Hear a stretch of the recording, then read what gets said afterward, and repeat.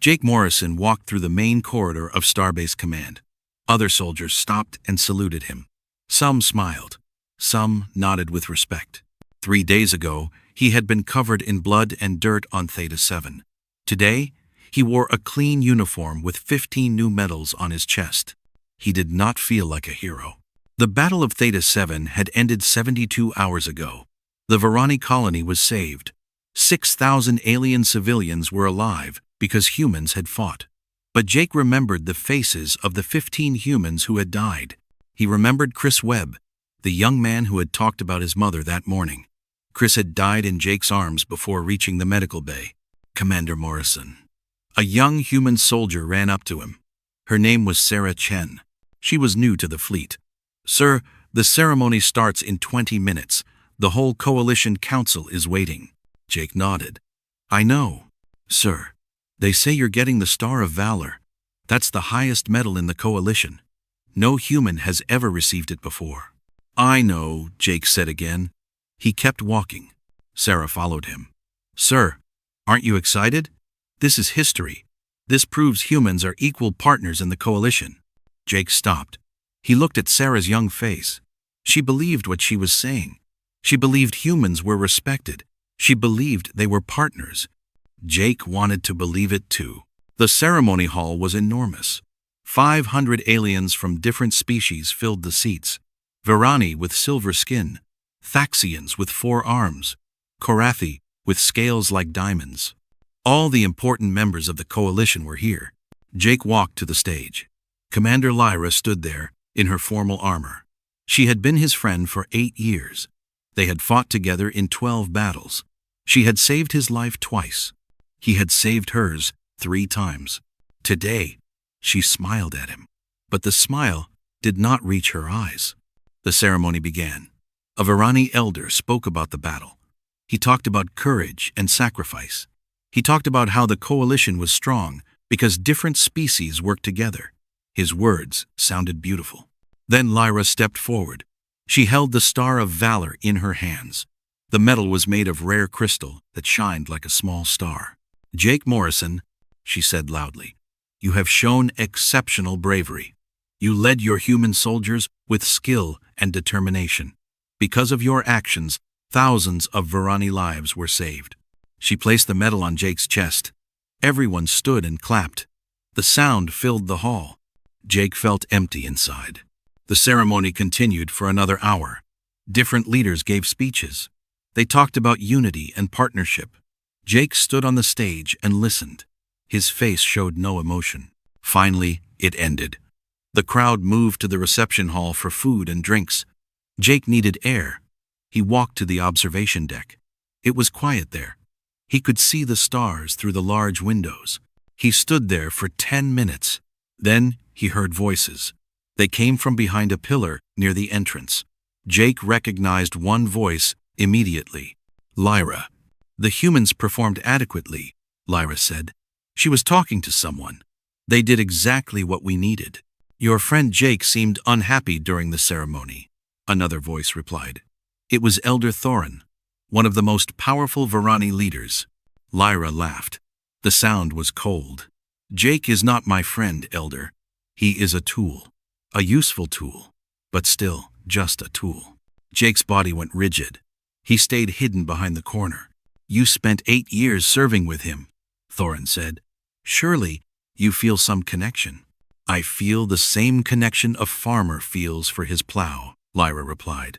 "Jake and his humans serve a purpose. They die so Varani don't have to. That is their function in the Coalition." "But the ceremony," Thorin began.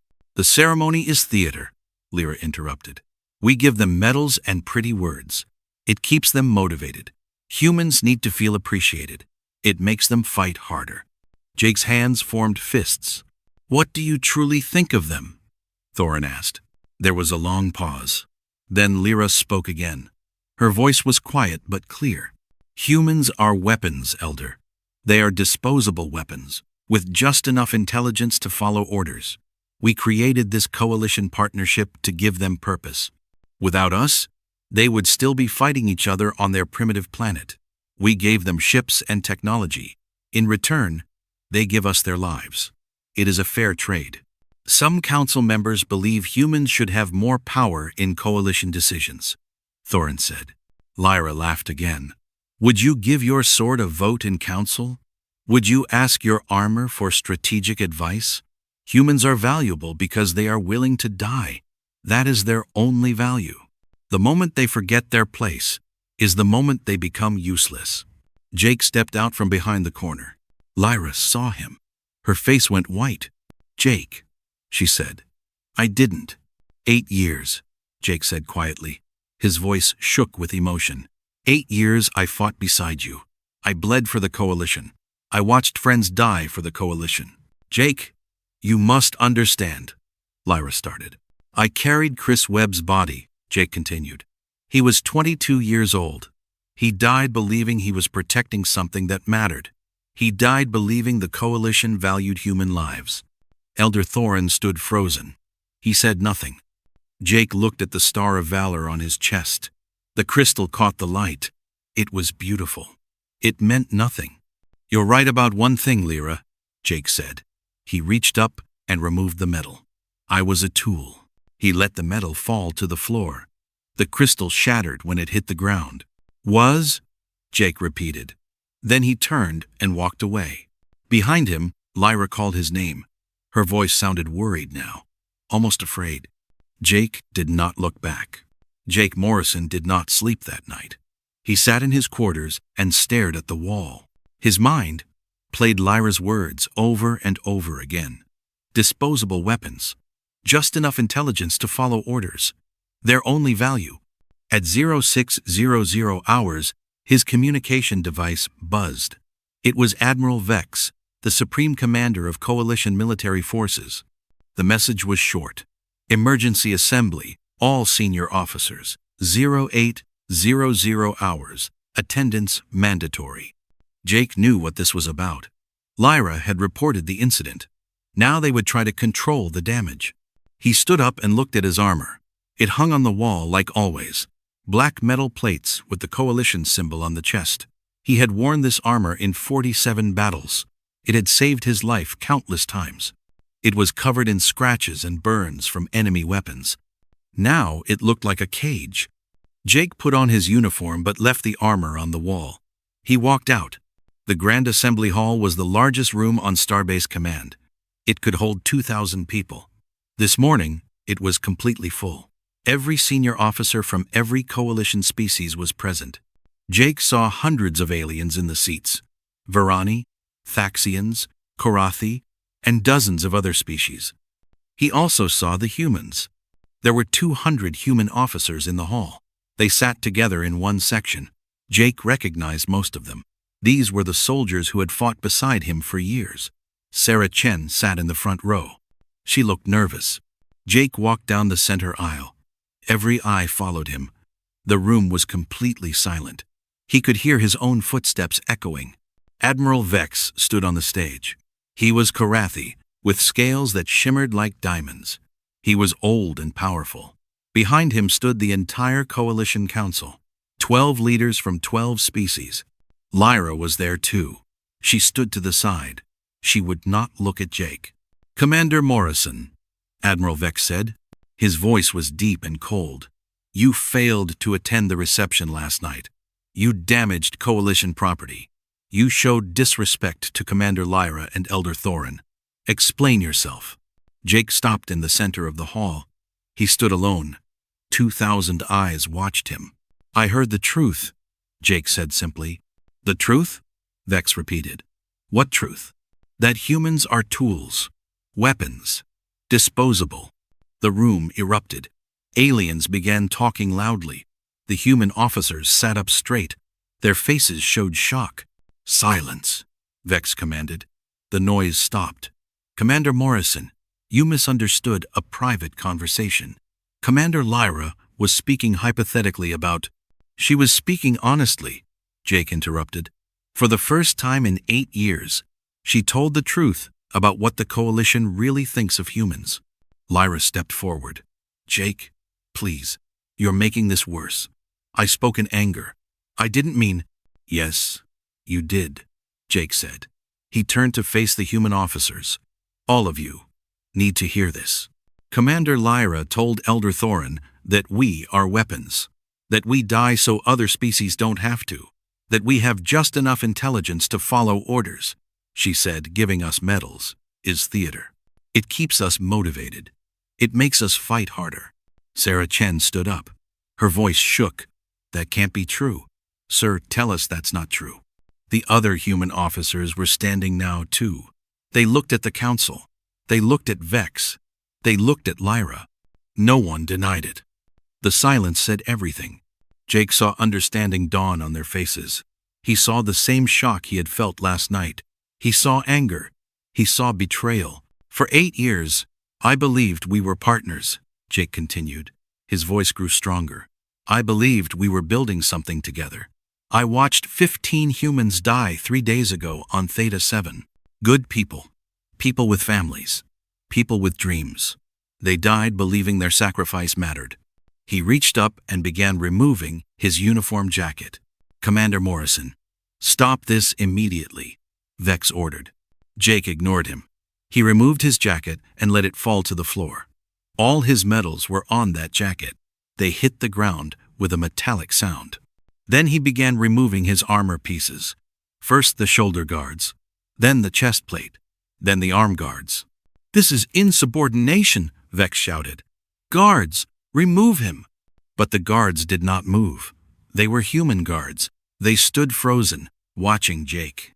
Jake removed the last piece of armor. He stood in just his basic uniform. He looked smaller without the armor. More human, more vulnerable.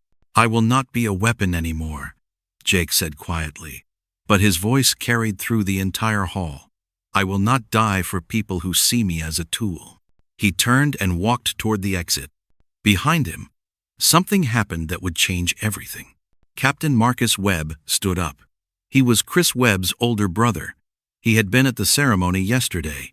Now his face was hard as stone. Marcus began removing his armor. Admiral Vex pointed at him. Captain Webb, sit down immediately. Marcus let his chest plate fall to the floor. The crash echoed through the hall. Then Lieutenant Sarah Chen stood up. She removed her jacket. Then another human officer. Then another. Within 30 seconds, all 200 human officers were standing. The sound of armor hitting the floor filled the hall like thunder. Metals clattered. Metal rang against stone. The alien officers watched in horror. Jake reached the exit and stopped. He turned back. The sight before him was powerful. 200 human officers stood in their basic uniforms. Their armor lay in piles around their feet. They looked at him with determined faces. What do you think you're doing? Vex shouted. His scales turned dark red with anger. You are all under arrest. This is mutiny. No, Jake said calmly. This is resignation. We resign from the coalition military. All of us. You cannot resign, Vex roared. You signed 10-year contracts. You are bound by law. We signed contracts as partners, Marcus Webb said. His voice was cold. Not as weapons. Not as tools. The contract is void. Jake looked at Lyra. She stared back at him. For the first time, he saw fear in her eyes. You need us, Jake said. You built your entire military strategy around human soldiers. We fight your battles. We die in your wars. What will you do without us? Lyra opened her mouth, but no words came out. Admiral Vex stepped to the edge of the stage. If you walk out of this hall, you will be declared enemies of the coalition. You will be hunted. You will have nowhere to go. Jake smiled. It was not a happy smile. Then I guess we'll finally see if humans are just weapons, or if we're something more. He walked out. Behind him, 200 human officers followed. Their footsteps sounded like an army marching. The Coalition Council stood on the stage and watched them go. No one tried to stop them. In the hall, thousands of pieces of armor lay scattered on the floor. The Coalition symbol showed on every piece, but the humans who had worn them were gone. Outside the hall, alarms began to sound. Red lights flashed. A computerized voice announced, "Security alert! Security alert! All stations report status." Jake and the human officers walked through the corridors. Other humans saw them. Soldiers, engineers, medical staff.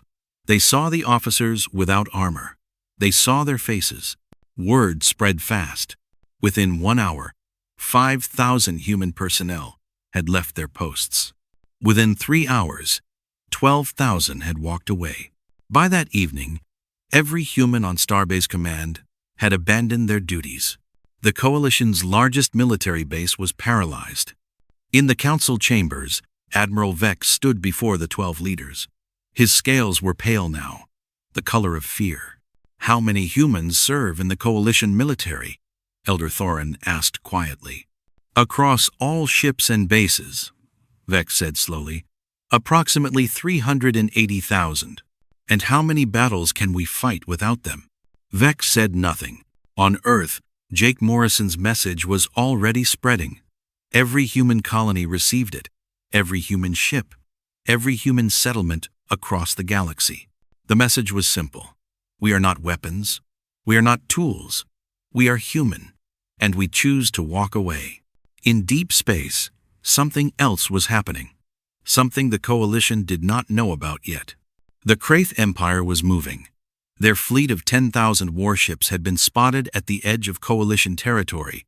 They were coming. And for the first time in 50 years, the Coalition would face them without human soldiers. The war was about to begin. 17 days had passed since the humans walked away. The Kraith Empire attacked on day 12. Their fleet of 10,000 warships hit the outer colonies first. The planet Varani Prime fell in 4 hours. The Coalition sent 500 ships to defend it. The ships were crewed entirely by aliens. No humans. Only 23 ships returned. The Kraith moved deeper into Coalition space. They destroyed 3 more colonies. The Coalition lost 2,000 ships in the first week. Without human soldiers, their tactics failed. Without human engineers, their weapons malfunctioned. Without human medics, wounded aliens died from injuries that should have been treatable. The Coalition was losing. Admiral Vex stood in the war room and stared at the holographic display. Red markers showed Kraith positions. They were everywhere. Blue markers showed Coalition forces. There were so few blue markers left. "We need the humans back," Vex said quietly. Elder Thorin stood beside him. The Varani leader looked older now, tired. "They will not return. We have sent 47 messages to Jake Morrison. He ignores them all. Then we send someone he cannot ignore," Vex said. He turned to look at Commander Lyra. She stood in the corner of the room. She had not spoken during the meeting. "No," Lyra said immediately. "He hates me." "You were his friend for 8 years," Vex replied. "If anyone can convince him, it is you." "I destroyed that friendship," Lyra said. Her voice was bitter. "I called his people weapons. I called them tools. Why would he listen to me now?" "Because you will tell him the truth," Thorin said. He stepped closer to Lyra. "You will tell him we were wrong. You will beg for his help." Lyra's silver skin turned pale. "You want me to beg?" "Yes," Vex said flatly. "The Coalition is dying, Commander. Pride is a luxury we can no longer afford." Jake Morrison stood on the observation deck of the human transport ship Exodus. Through the window, he could see 200 other human ships. They floated in empty space far from Coalition territory. 380,000 humans were scattered across this fleet. All of them had left the Coalition. "Sir, we have incoming," Lieutenant Sarah Chen said. She checked her scanner. "One small Coalition shuttle. It's requesting permission to dock." "Ignore it," Jake said. "Sir, the pilot is transmitting a personal message. It's Commander Lyra. She says she needs to speak with you. She says it's urgent." Jake felt old anger rise in his chest. "Tell her no." Sarah hesitated. "Sir, she's been sitting outside our ship for 6 hours. Her life support is running low." Jake turned to look at Sarah. "And?" Sarah's face showed conflict. "Sir, I hate her too. I hate what she said about us. But if we let her die, aren't we becoming what she claimed we are? Just weapons with no honor?" Jake stared at the young officer. Sometimes Sarah was too wise for her age. Let her dock, Jake said finally. But she has 10 minutes. That's all. Lyra walked onto the Exodus with 2 armed human guards beside her. She looked different. Her armor was gone. She wore a simple uniform. Her face looked thin, like she had not been eating. Jake waited in the meeting room. When Lyra entered, their eyes met. Neither spoke for a long moment. "Thank you for seeing me," Lyra said quietly. "You have 9 minutes left," Jake replied coldly. Lyra took a breath. "The Kraith are destroying us. We've lost 15 colonies. 40,000 coalition citizens are dead. Our military is collapsing. In 2 weeks, the Kraith will reach the core worlds. Billions will die." "I know," Jake said. "I've been watching the news." "Then you know we need help. We need the humans to return." "No." The word hung in the air like a blade. Lyra's composure cracked. "Jake, please. I know I hurt you. I know what I said was wrong. But innocent people are dying. Children are dying. Doesn't that matter to you?" Jake stood up. His face was hard. "For 8 years, I watched humans die for the Coalition. Good people. Friends. Brothers and sisters. They died believing they mattered. They died believing they were protecting something important." He stepped closer to Lyra. "You told me the truth that night. We were just weapons to you. Disposable tools. Our deaths were acceptable as long as they protected alien lives." "I was wrong," Lyra said. Tears formed in her eyes. "I was arrogant and cruel. I didn't see." "You saw perfectly," Jake interrupted. "You saw exactly what the Coalition thinks of humans. The only difference now is that you're scared. You're scared because the weapon walked away. You're scared because you actually have to fight your own battles. So you'll just let billions die?" Lyra's voice rose. "You'll let the Kraith slaughter innocent civilians because you're angry at me?" "No," Jake said quietly. "I'll let billions die because the Coalition created this situation. You built your entire civilization on human sacrifice. You never developed your own soldiers. You never trained your people to fight. You relied on us completely. And when we asked for respect, you laughed at us." Lyra wiped her eyes. "What do you want, Jake? What will it take for you to help us?" Jake walked to the window. He looked out at the human fleet. "I want the truth." "What truth? Why are humans so good at fighting?" Jake asked. He turned to face Lyra. "Have you ever wondered that? Every other species in the Coalition needs years of training to become a soldier. But humans? We're born warriors. We heal faster. We adapt quicker. We don't break under pressure the way other species do. Why?" Lyra said nothing. "I've been doing research," Jake continued. "These past 17 days, I've had a lot of time. I accessed old Coalition files, classified files, files that were hidden from humans." He pulled out a datapad and held it up. "Do you know what I found?" Lyra's face went pale. "Jake, don't." "Humans didn't evolve naturally," Jake said. His voice was calm, but his words were explosive. "We were created, engineered. 3,000 years ago, the Coalition needed soldiers for a war against the Kraith. So they took a primitive species from Earth. They modified our genes. They made us stronger, faster, more aggressive. They made us the perfect warriors." "That's classified information," Lyra whispered. "It's the truth," Jake shouted. The guards stepped forward, but Jake waved them back. "The Coalition created humans to be weapons. Then they let us think we evolved naturally. They let us develop our own culture and society. They waited until we discovered space travel, and then they welcomed us into the Coalition. They made us think we were choosing to join. But we were always meant to be soldiers. We were designed for it." Lyra's shoulders slumped. "The Council decided it was better if humans didn't know. They thought we would fight harder if we believed we were protecting something we chose," Jake finished. "And they were right. For 3,000 years, humans have died in Coalition wars. Millions of us. All because we were genetically programmed to be good at killing." The room was silent. "So when you ask me to come back and fight," Jake said softly, "you're asking me to fulfill my programming. You're asking me to be what I was created to be. A weapon. Lyra looked at him with desperate eyes. But you can choose to be more than that. You can choose to save lives. Isn't that what makes you human? The ability to choose? Jake laughed bitterly. Choice. The Coalition took that from us 3,000 years ago, when they rewrote our DNA. Then choose now, Lyra pleaded. Choose to be better than what we made you. Choose to help not because you were programmed, but because it's right. Jake stared at her for a long time. Then he shook his head. Get off my ship! Jake, get off my ship! Jake roared. You have nothing left to say.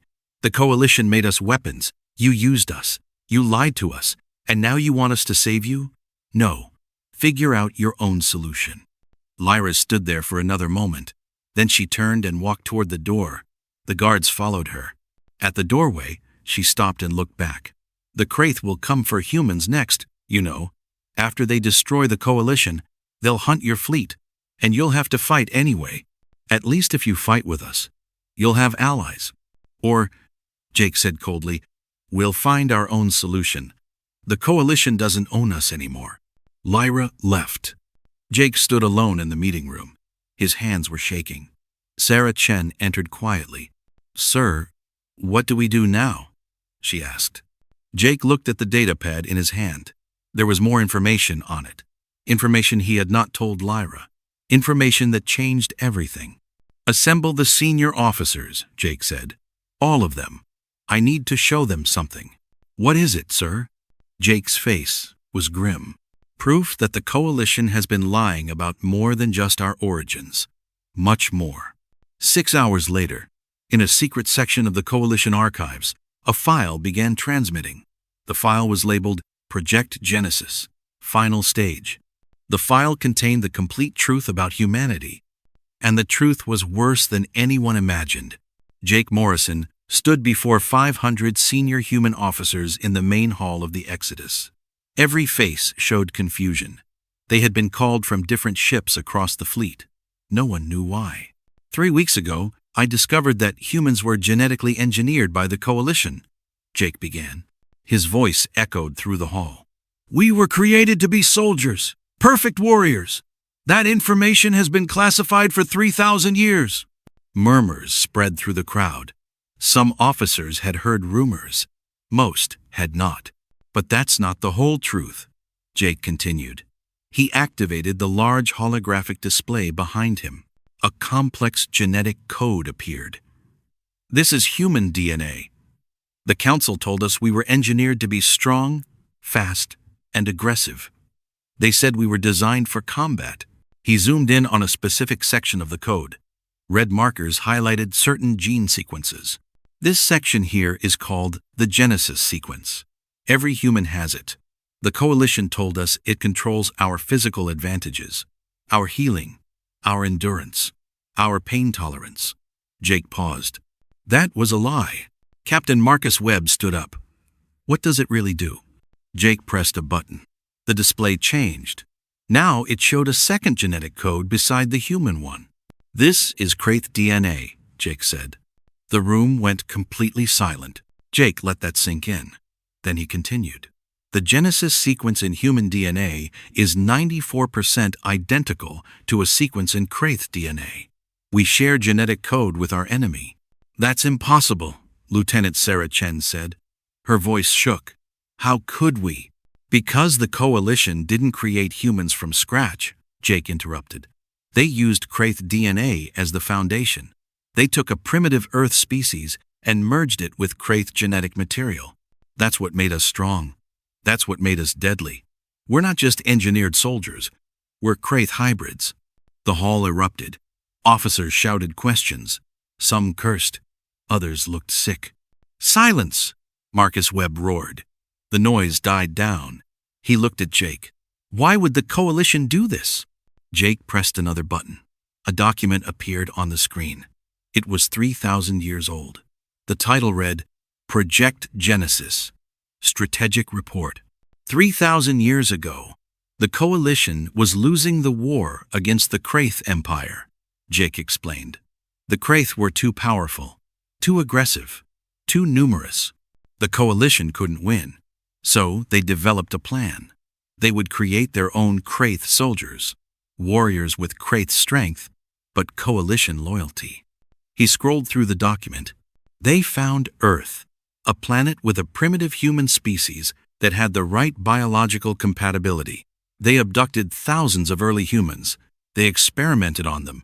They merged human and Kraith DNA. Most experiments failed.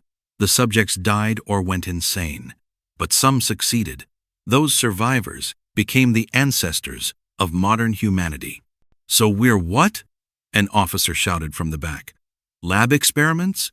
We're weapons made from enemy DNA, Jake said flatly. The coalition released the successful subjects back to Earth. They let us multiply. They let us evolve naturally for thousands of years. They monitored us from a distance, and when we finally developed space travel, they welcomed us into the coalition. They made us think we were partners, but we were always meant to fight the Kraith. We were created specifically to kill them. Sarah Chen stepped forward. But why? Why would Kraith DNA make us better at fighting Kraith? Jake smiled grimly. Because the Kraith have a weakness. A genetic weakness that only their own DNA can exploit. Watch. He played a video file. It showed a laboratory. Scientists were testing weapons on Kraith prisoners. Energy weapons barely hurt them. Ballistic weapons bounced off their armor. Chemical weapons had no effect. Then the video showed a human soldier entering the testing chamber. The soldier had no weapons. He simply touched the Kraith prisoner. The Kraith screamed. Its skin began to decay where the human had touched it. Within seconds, the Kraith collapsed, dead. Human touch is lethal to full-blooded Kraith, Jake explained. Something in our hybrid DNA creates a chemical reaction with their pure DNA. It destroys them at a cellular level. That's why the coalition created us. That's why they needed us. We're not just soldiers. We're biological weapons designed to kill Kraith. The officers stared at the screen in horror. But there's more, Jake said. His voice grew darker. The Genesis sequence has a second function, one the coalition didn't tell us about. He pulled up another file. This one was marked Termination Protocol. The coalition built a failsafe into our DNA, Jake said quietly. If humans ever became a threat to the coalition, if we ever rebelled or refused to fight, they could activate the termination protocol. It's a genetic kill switch. They can trigger it remotely. Every human on every ship, every colony, every planet would die within 72 hours. The room exploded again. This time the shouts were angry, terrified. You're saying they can kill us all? Marcus Webb demanded. Just like that? Yes, Jake confirmed. And they've kept this secret for 3,000 years. We've been living with a bomb in our DNA our entire lives. An older officer named Commander Patricia Reeves stood up. She was 55 years old and had served for 30 years. Have they ever activated it? Twice, Jake said. He pulled up historical records. 1,200 years ago, a group of human colonies declared independence from the coalition. 50,000 humans. 3 days later, they all died. The coalition reported it as a plague. It wasn't. They activated the kill switch. He showed another record. 800 years ago, a human military commander named Admiral Zhang refused to follow coalition orders. He and his entire crew of 5,000 people died within a week. The coalition said it was a reactor malfunction. Another lie. Sarah Chen's face was pale. So when we walked away from the coalition 3 weeks ago, why didn't they activate it? Because they're desperate, Jake answered. The Kraith are winning. The coalition needs us alive to fight. But the moment this war ends, if we're still outside coalition control, they'll activate the protocol. We'll all die. Silence filled the hall. The weight of this knowledge crushed them all. Then Marcus Webb spoke. His voice was calm, but deadly. So what do we do? Jake looked at him. I've been working on that. These past 3 weeks, I've had our best scientists studying the Genesis sequence. We've been trying to find a way to disable the kill switch. And? Marcus pressed. We can't, Jake said. The code is too complex. It's woven into every cell in our bodies. Removing it would kill us faster than leaving it alone. Despair showed on every face. But Jake continued, we discovered something else. Something the Coalition doesn't know about. He pulled up a new genetic display. This one pulsed with light. The Genesis sequence isn't just a kill switch and a Kraith-killing mechanism. It has a third function, one that was never activated. We don't think the Coalition even knows it exists. What function? Sarah asked. Jake's eyes gleamed. Evolution. The Kraith DNA in our genes is dormant. Only about 30% of it is active. The rest is locked away. But we found the key. We found a way to unlock it. What happens if we unlock it? Commander Reeves asked. We become something new, Jake said. Something more than human. More than Kraith. We don't know exactly what we'll become.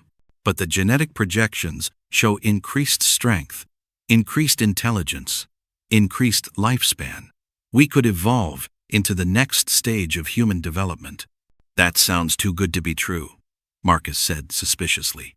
What's the catch? Jake's face grew serious. The transformation takes 48 hours. During that time, we're vulnerable. Completely vulnerable. We'll be unconscious, defenseless. If the Coalition or the Kraith attack during those 48 hours, we all die. And if the transformation fails? Sarah asked quietly. Then we all die anyway, Jake admitted. The scientists estimate a 70% success rate. 30% of us might not survive the transformation. The hall was silent again. So our choices are, Marcus said slowly, go back to the Coalition and live as weapons until they eventually kill us. Run and hide until they activate the kill switch and we die. Or attempt this evolution and possibly die during the transformation. Yes? Jake confirmed. Those are terrible choices, Commander Reeves said bitterly. They are, Jake agreed. But there's one more option. The most dangerous one. He pulled up a star map. It showed Coalition space, Kraith space, and a third region. A region marked in yellow, with a warning symbol. The Void Sector, Jake said. No one goes there. The Coalition has banned all travel to this region for 2,000 years. They say it's deadly radiation. They say ships that enter never return. What's really there? Marcus asked. The truth, Jake answered. According to the classified files I found, the Void Sector contains the original Project Genesis laboratories, the facilities where humans were first created. The Coalition abandoned them 3,000 years ago, but the equipment is still there. The genetic archives, the original Kraith DNA samples, everything. Why does that matter? Sarah asked. Because, Jake said, his voice rising with intensity, if we can reach those laboratories, we can rewrite our own DNA. We can remove the kill switch. We can complete our evolution on our own terms. We can become what we were meant to be, not what the Coalition designed us to be. And the radiation? Commander Reeves asked. The deadly conditions? Probably lies, Jake said. The Coalition wanted to make sure no one ever found those labs. What better way than to mark the entire sector as forbidden? Marcus Webb crossed his arms. This is insane. We'd be traveling into unknown space with the entire Kraith fleet hunting us, and the Coalition wanting us dead. Yes, Jake said simply. And even if we reach these labs, the equipment might not work. The data might be corrupted. We might die for nothing. Yes, Jake repeated. But if we succeed, Sarah Chen said, her eyes bright, we become free, truly free. For the first time in human history. Jake nodded. That's the choice. Safety in death, or freedom through risk. Before anyone could respond, alarms blared. Red lights flashed throughout the ship. An officer ran into the hall. Sir, Coalition fleet detected. 200 ships incoming. They're broadcasting a message. Jake activated his communication device. Admiral Vex's face appeared on the screen. The Karathi looked desperate. Jake Morrison, Vex said. The Kraith fleet has broken through our last defensive line. They'll reach the core worlds in 6 days. This is your final chance. Return to the Coalition and help us fight. If you refuse, I am authorized to activate the termination protocol. You have 24 hours to decide. Help us or die." The transmission ended. Jake looked at the 500 officers before him. "Now you know everything. In 24 hours, we either submit to the coalition or we're all dead, unless we try something impossible." Marcus Webb stepped forward. "I say we go to the void sector. I'd rather die trying to be free than live as a weapon." Sarah Chen joined him. "I agree." One by one, the officers stepped forward. Within minutes, all 500 stood together. "Then it's decided," Jake said. "Prepare the fleet. We leave in 1 hour. Plot a course for the void sector." "Sir," an officer called out, "even at maximum speed, it will take us 3 days to reach the void sector. The coalition deadline is 24 hours. They'll activate the kill switch before we arrive." Jake's smile was cold and determined. "Then, I guess we'll have to make sure they can't prepare for combat. We're going to steal something from the coalition. The one thing that can stop the termination protocol." "What's that?" Sarah asked. "The activation codes," Jake said. "And there's only one place they're stored: Coalition Central Command, the most heavily defended facility in the galaxy." "You want to attack Coalition headquarters?" Marcus said in disbelief. "No," Jake corrected. "I want to destroy it." The human fleet turned. 200 coalition ships waited ahead. Behind them, the Kraith Empire advanced. And somewhere in the void sector, the secrets of humanity's past waited to be discovered. The war was about to enter its final stage, and humanity was about to choose its own destiny. The human fleet moved through space at maximum speed. 200 coalition ships followed them. Behind those ships, the Kraith Empire's massive fleet of 10,000 warships continued their advance toward coalition core worlds. Jake Morrison stood on the bridge of the Exodus. Beside him, Marcus Webb monitored tactical displays. Sarah Chen coordinated with the other 199 human ships. "Coalition Central Command is ahead," Sarah reported. "Distance: 2 million kilometers." Jake stared at the massive space station on the view screen. Central Command was the heart of coalition power. It was 50 kilometers wide and protected by 500 defensive platforms. 10,000 coalition soldiers worked inside. The station contained the most important databases, weapon systems, and command centers in the galaxy. And somewhere inside was the termination protocol activation system. "This is insane," Marcus muttered. "We're 200 ships attacking the most defended station in existence." "We don't have to destroy it," Jake said. "We just need to get inside, get the codes, and get out." "In less than 24 hours, Sarah added. "Or we all die." Admiral Vex's face appeared on the communication screen. "Jake Morrison, you are entering restricted space. Turn back now, or we will open fire." "We're coming for the activation codes, Vex," Jake said calmly. "You're going to give them to us." Vex's scales darkened with anger. "You are declaring war on the coalition. Do you understand what that means?" "It means we choose freedom over slavery," Jake replied. "Fire if you want. But remember, if you destroy us, you have no one to fight the Kraith. They'll reach your core worlds in 6 days." Vex's expression wavered. He was trapped. He needed humans alive, but he couldn't let them steal the codes. "I'm giving you one final warning," Vex said. "Stand down or—" "Now!" Jake shouted. The human fleet split into 3 groups. 100 ships dove toward the station's lower defenses. 50 ships circled around to the upper section. The remaining 50, including the Exodus, charged straight toward the main docking bay. "All defense platforms are activating," Sarah called out.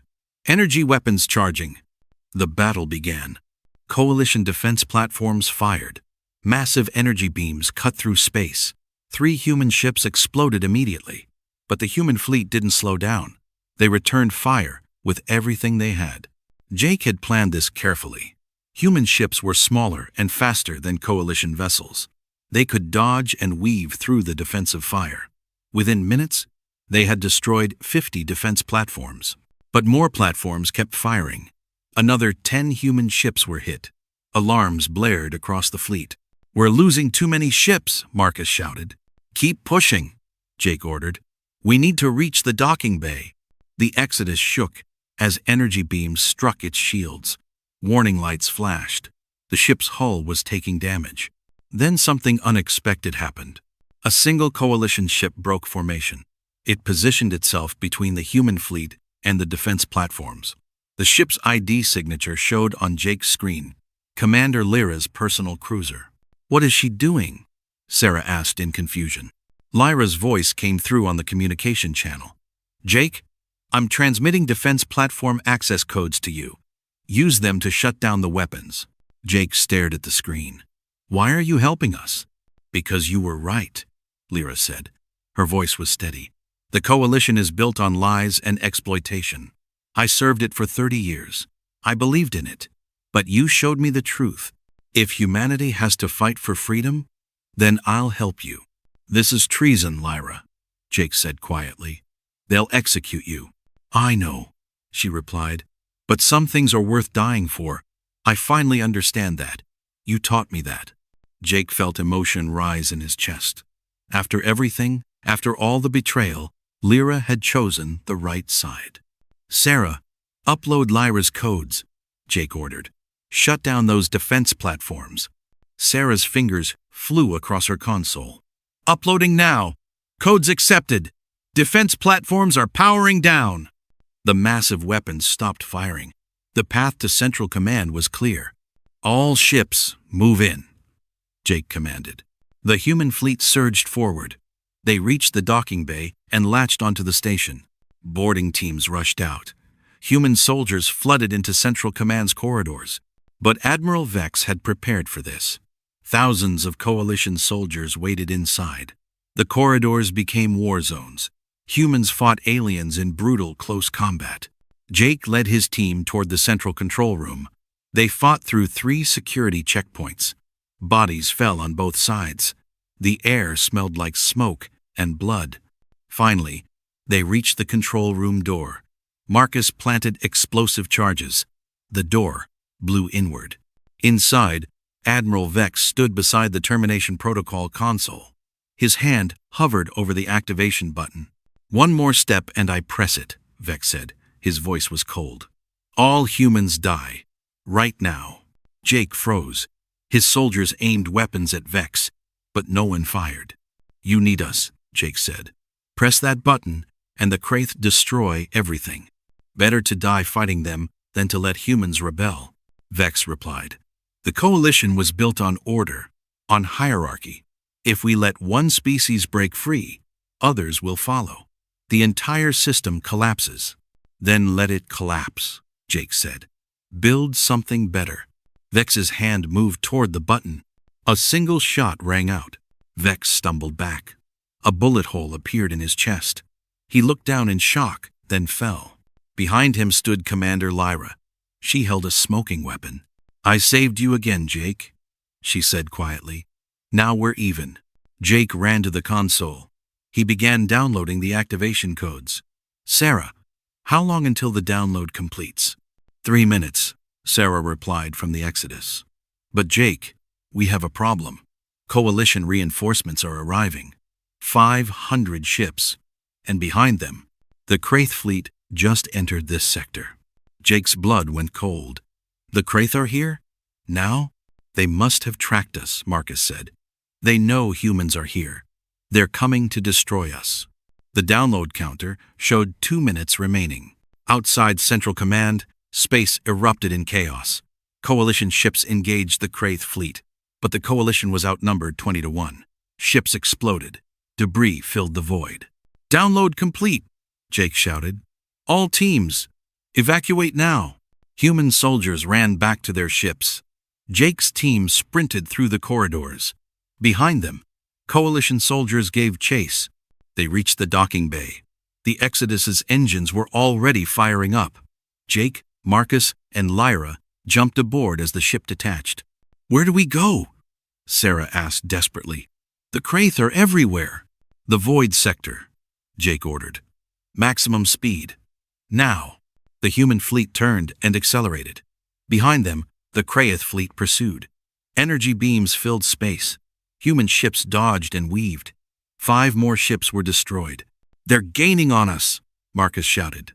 "We need to reach the void sector," Jake said. He looked at the navigation display. 2 days at current speed.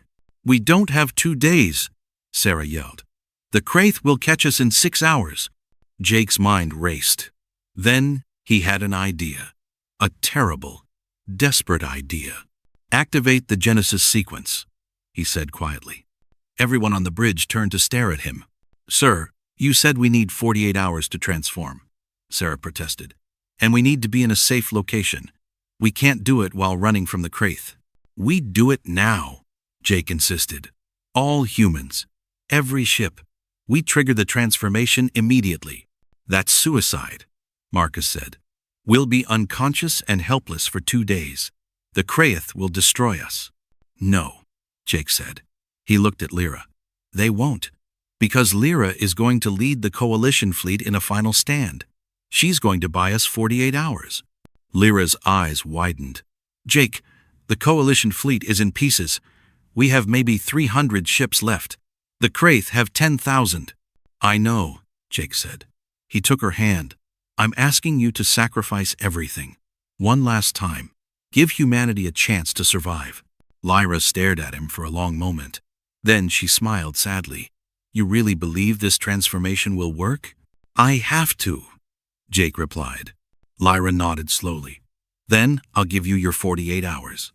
She turned to leave, then stopped and looked back. "Jake, I'm sorry. For everything I said. For everything I did. You were never a weapon to me. You were always my friend."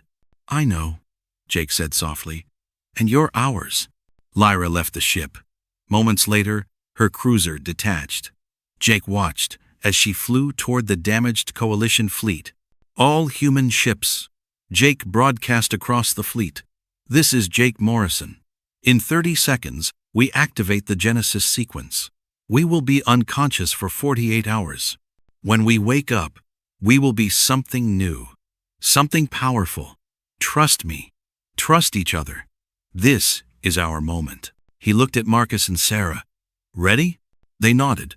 Jake pressed the activation button. Throughout the human fleet, the Genesis sequence triggered. At 380,000 humans felt a sudden warmth spread through their bodies. Their DNA began to change, rewrite, evolve. One by one, they collapsed. Ships went dark as every human aboard fell unconscious. The fleet drifted in space, completely defenseless. Commander Lyra rallied what remained of the Coalition forces. 300 damaged ships against 10,000 Kraith warships. "All vessels," she broadcast, "form defensive formation around the human fleet. We hold this position for 48 hours, no matter the cost." "Commander, this is suicide," a Varani captain responded. "I know," Lyra said. "But sometimes the right choice is also the hardest one. These humans taught me that. Now it's our turn to learn. All ships, engage!" The Coalition fleet charged forward. They met the Kraith head-on. The battle was brutal. Coalition ships exploded by the dozens, but they fought with desperate courage. They protected the sleeping human fleet behind them. Hours passed. The Coalition fleet shrank. 300 ships became 200, then 100, then 50. Lyra's cruiser was heavily damaged. Her crew was dead. She fought alone from the bridge, manually firing weapons. "Just a little longer," she whispered. "Just hold a little longer." Inside their ships, the humans were changing. Their bodies glowed with strange light. Their DNA was rewriting itself. The dormant Kraith genes were activating and merging with human genetics in new ways. But something else was happening too. Something unexpected. The transformation wasn't just physical. It was mental, spiritual. Every human's consciousness connected to a vast network. They could feel each other, think together, share memories and knowledge. And deep within that network, they found something. A message. Hidden in the Genesis sequence for 3,000 years. A message from the scientists who had created them. The message said, "We are sorry. We created you as weapons, but we gave you more. We gave you the potential to surpass us all, to become what neither human nor Kraith could ever be alone. We hid this gift in your genes, waiting for the day you would be ready to claim it. That day is now. Evolve, transform, become." 48 hours passed. Commander Lyra's cruiser was the last coalition ship remaining. Her vessel was destroyed. She sat in the escape pod, waiting for the end. The Kraith fleet surrounded the human ships. They prepared to fire the final shots that would destroy humanity forever. Then the human ships activated. Every ship powered up simultaneously, and the humans who emerged from sleep were different. They stood taller. Their eyes glowed with inner light. Their skin seemed to shimmer with energy. They moved with impossible grace and strength. Jake Morrison opened his eyes on the bridge of the Exodus. He felt different, more aware, more alive. He could sense every human in the fleet. He could feel their thoughts, their emotions, their power. "Status report," he said. His voice sounded different, deeper, stronger. Sarah Chen checked her console. Her movements were faster than before. "All ships operational. All humans have successfully transformed. No casualties." "And the Kraith?" Marcus asked. He flexed his hands. They moved with perfect precision. 10,000 ships, Sarah reported. "They're surrounding us. They're about to fire." Jake stood. He walked to the window and looked at the Kraith fleet. For the first time, he truly understood what humans had become. They were no longer just human, no longer just part Kraith. They were something entirely new, a perfect fusion of both species. They had the strength and ferocity of the Kraith, the intelligence and adaptability of humans, and something more. Something neither species possessed alone. "Open a channel to the Kraith fleet," Jake ordered. "Sir?" Sarah questioned. "Do it." The channel opened. A massive Kraith face appeared on the screen. The Kraith commander's eyes were red and filled with hatred. "Humans!" the Kraith growled. "You will die now!" "No," Jake said calmly. "We won't." He raised his hand. Every human in the fleet did the same. Power flowed through them. The dormant Kraith DNA in their bodies activated fully, but instead of making them weapons to kill Kraith, it created something else. A connection, a bond. The Genesis sequence's true purpose was revealed. Humans weren't created to destroy the Kraith. They were created to unite with them. Jake's consciousness reached out. It touched the Kraith commander's mind. And suddenly, they shared everything. Memories, emotions, understanding. The Kraith commander gasped. What are you?" "We are what we were always meant to be," Jake replied. "The bridge between your people and the Coalition. 3,000 years ago, your species and the Coalition species were at war. Neither side could win. So the Coalition scientists created us, not as weapons, but as diplomats, as unifiers. We carry both Kraith and Coalition genetics. We can understand both sides. We can end the war." The Kraith commander's hatred wavered. "You lie. The Coalition wanted to destroy us." "They feared you," Jake corrected. "But fear creates violence. We can end that cycle. We can show both sides a different path." Jake pushed more information through their mental link. He showed the Kraith commander everything. The truth about Project Genesis, the lies the Coalition had told, the manipulation, but also the potential, the possibility of peace. "Join us," Jake said. "Not as enemies, not as masters or slaves, as equals. Together, we can create something better than what either of our peoples had before." The Kraith commander was silent for a long time. Then slowly, the red glow in his eyes faded. "Show me," the commander said. "Show me this better path." Jake smiled. He extended his hand through the view screen. It was a symbolic gesture, an offer of partnership. The Kraith commander extended his hand too. Two species that had fought for thousands of years, united by the transformed humans who carried both their legacies. 3 months later, Jake stood in the rebuilt council chambers. But this wasn't the old Coalition Council. This was something new. The new alliance. Humans, Varani, Thaxians, Korathi, and Kraith sat together. No species above the others. True equals. Commander Lyra stood beside Jake. She had survived the battle. The humans had saved her at the last moment. Now, she served as the Varani representative. The first session of the new alliance is called to order, Jake announced. We have much to discuss.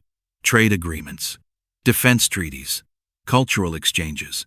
But first, we must address the past. He looked at the assembled leaders. The coalition enslaved humanity. They created us as weapons. They controlled us with lies. That era is over, but we must learn from it. We must ensure no species is ever treated that way again. A Kraith leader, named Commander Thrax, spoke. My people fought against the coalition for 3,000 years. We committed atrocities. We destroyed worlds. We were no better than those who oppressed humans. True, Jake agreed, which is why this alliance must be built on truth, on equality, on respect. We all made mistakes. We all have blood on our hands.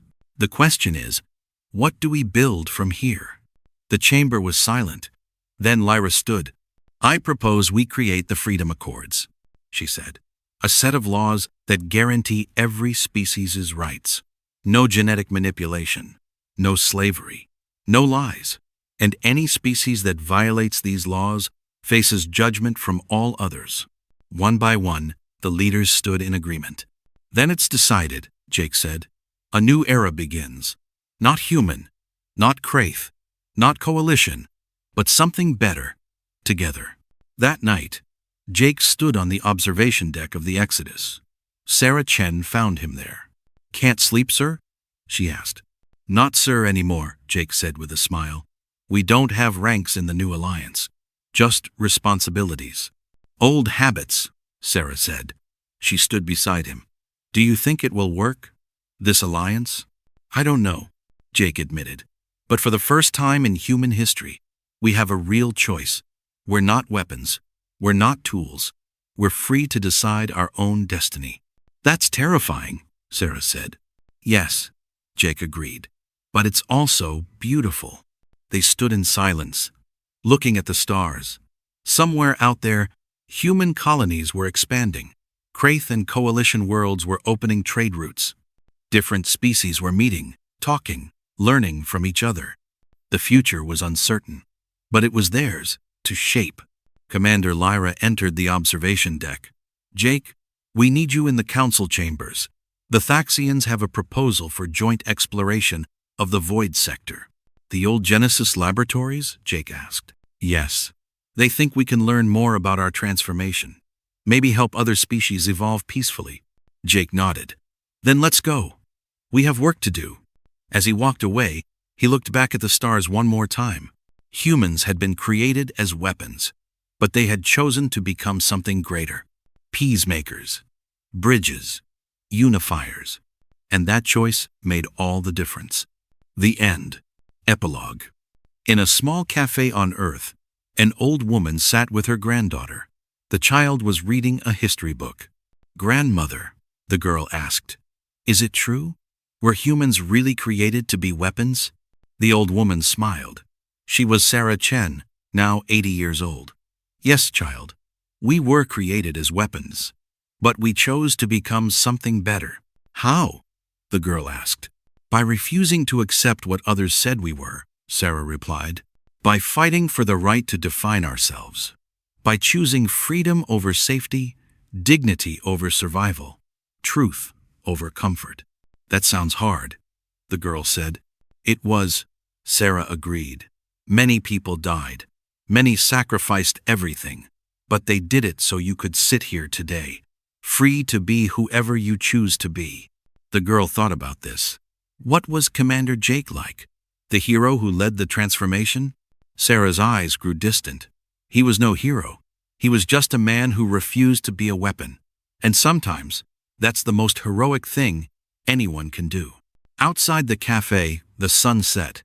Humans, Kraith, Varani, and dozens of other species walked together through the streets. Children of different species played together. The universe had changed. And it all started with one man who set down his armor and walked away. Because sometimes, the greatest act of courage is refusing to fight.